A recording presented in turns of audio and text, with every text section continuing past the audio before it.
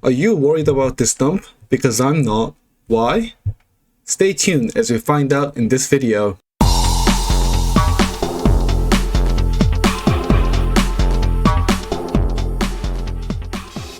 Hi, welcome back. It's River TA, and like always, let's have a look at the market. But before we begin, since my analysis is based on Elliott wave theory, if you do not understand my analysis, please click the link above and check it out. I want to start off today's analysis by sharing with you how I count my waves and comparing Bitcoin to Nasdaq or QQQ chart. So one of the ways how I count the Elliott wave is by spotting death cross and golden cross of various moving averages. So whenever I see a death cross like this, I would consider that as a signal that a correction of a previous wave has already started. And whenever I see a golden cross like this, I would consider that as a signal that a new motive wave or impulse wave has started. So let's count all the death cross and golden cross of Bitcoin and Nasdaq and find out the reason why I'm not scared about this dip at all. So on the left we have Bitcoin's 3-day chart, and on the right we have Nasdaq's 3-day chart. But before we compare them, let's have a look at each of them closely and count all the death cross and the golden cross to count all the waves. And after we count all the waves, let's come back to this chart and compare them side by side.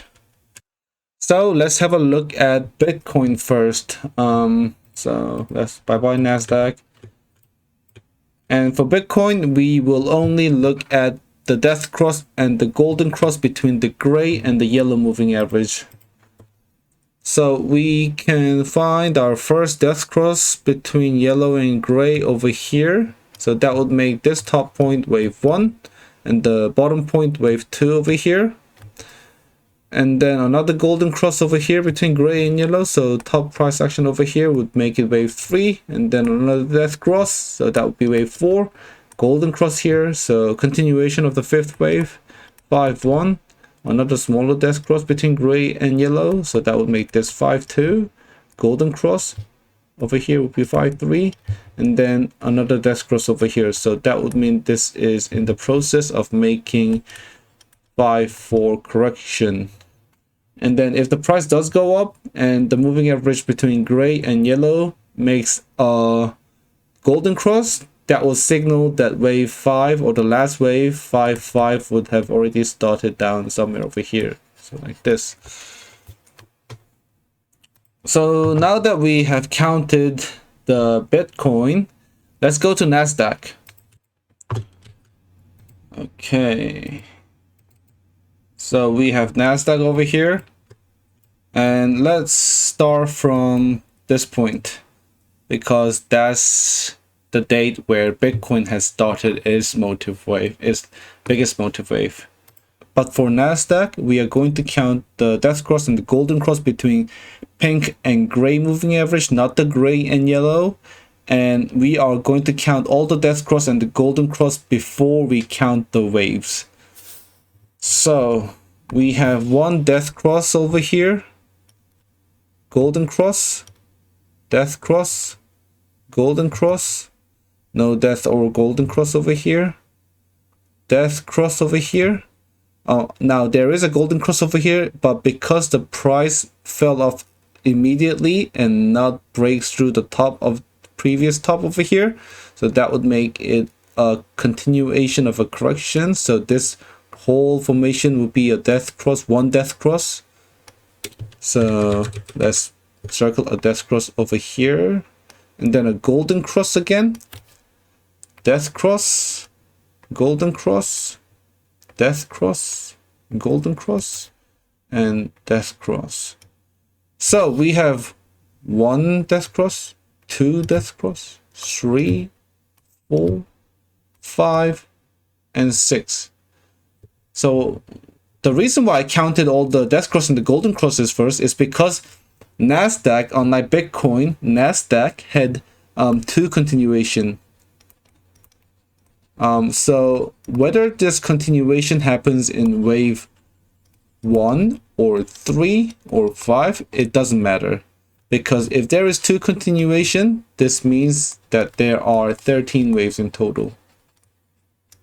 So that would mean it's either 1 1, 1 2, 1 3, 1 4, and then 1 5, and then 2, 3 1, 3 2, 3 3, 3 4, 3 5, and then 4. And then what are we left with? Wave 5. So the reason why I said 13 wave is because 1, 2, 3, 4, 5, 6, 7, 8, 9, 10, 11, 12, 13. So 13 waves. Okay, so now that we have counted the waves for both Bitcoin and Nasdaq, let's compare them side by side. So back on over here, we have Bitcoin and Nasdaq side by side. And if we turn our drawings on to check our wave counts again, we had one more drive to the upside for Bitcoin. And funnily enough, Nasdaq also had that one last drive, which is 5th wave to the upside. And the interesting thing about both of them on the 3-day chart is that whenever Bitcoin's price action came down below the red moving average, it was a great time to buy. Like over here, over here, over here, and we had 1 week last week, but we might come again. So if the Bitcoin price comes down below this red moving average, which is around below 28,000, I believe that it's a great time to buy. It's a great opportunity to buy at least. And also for Nasdaq, every time the price of Nasdaq came below or around the red moving average, it was also a great chance to buy the dip, which is happening right now again as well. So that's one of the reasons why I told you in the beginning of the video that I am not worried about this dip at all. So now that we've finished comparing Nasdaq and Bitcoin, let's finish today's analysis by looking at lower term time frame for Bitcoin. Okay, so let's turn our log chart to linear and then change from 3-day to 1-day to have a closer look and zoom into the chart. So if you have a look in the upper right hand corner over here, I have different colors. And the reason why I have different colors is that I differentiate the wave size or the fractal for my Elliott wave count through colors. So now that this is all explained, let's have a look at the formation over here. And because this whole formation is a corrective formation, we have to count the waves in a corrective manner. So let's have a look at the death and golden crosses of various moving average. So first we have pink and gray death cross over here, making this count A or 1. And then we have a golden cross of pink and gray, making this B or 2. And then this is followed by another death cross, making this C or 3, followed by a golden cross of pink and gray. But if this formation were to be 1, 2, 3, 4, and 5, there would have to be a pink and gray dead cross over here, like the one you see over here and here. But there wasn't. Instead, this golden cross of pink and gray was followed by a bigger moving average of gray and yellow moving average, which is signaling that this formation is finished. And this formation, because it was 3 wave, it wasn't 1, 2, or 3, but instead it was A, B, C, making this either W or A.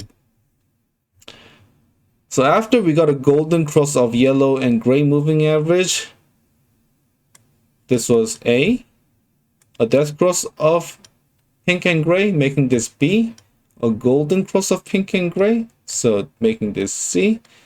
Like again over here, we have a death cross of pink and gray, followed by another death cross of yellow and gray, which is bigger than pink and gray.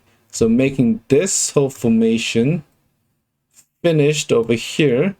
So this whole formation can either be X or B. Now, after this yellow and gray death cross, we have another pink and gray golden cross over here. So this is either A or 1. This is B or 2. And we had a death cross of pink and gray.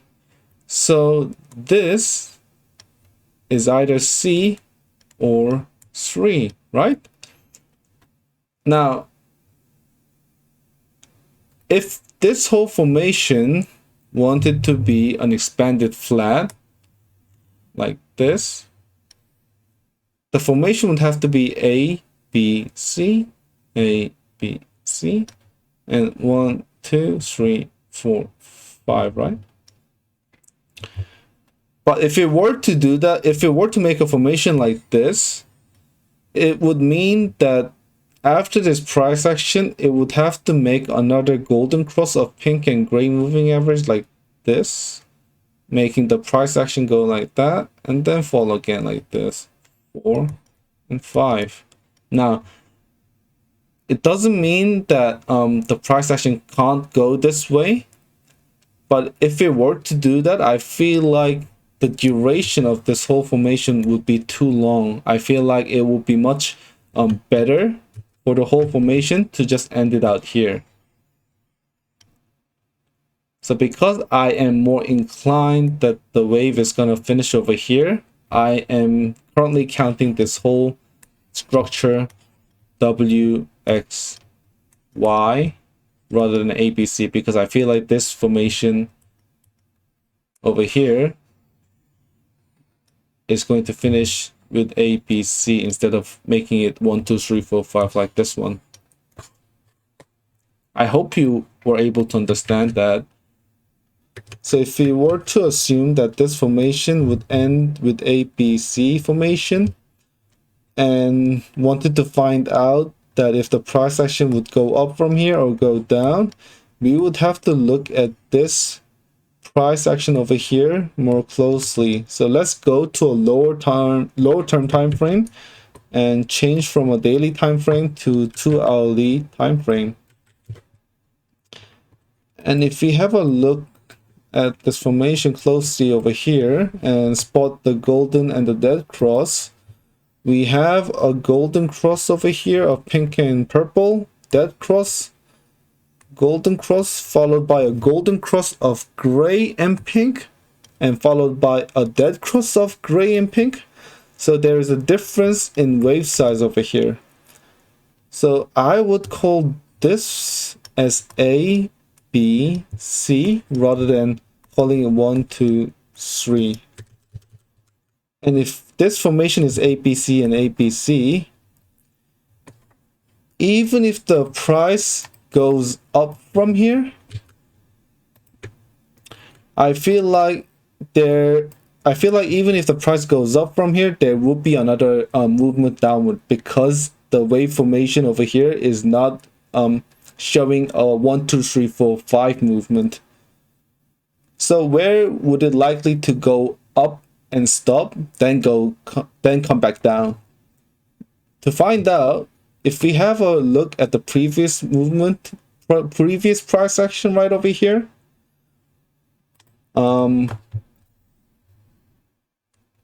it went down like this and then got stopped at the red moving average like this and then went back down. So I feel like the same thing would happen over here. So go down, and then there's the purple trend line that I put up, and then if the red moving average goes like this, the price action would come all the way up here around 35,000 to 36,000 and then go one more wave down. And then after this wave, I feel like the multi-wave formation of 5 wave is going to form and then push the price upwards again. Okay, so that's it for this long video. I hope you enjoyed this content. If you got anything out of this content, or if you've enjoyed this content, please like the video and subscribe to my channel, and I'll be back next video with better analysis.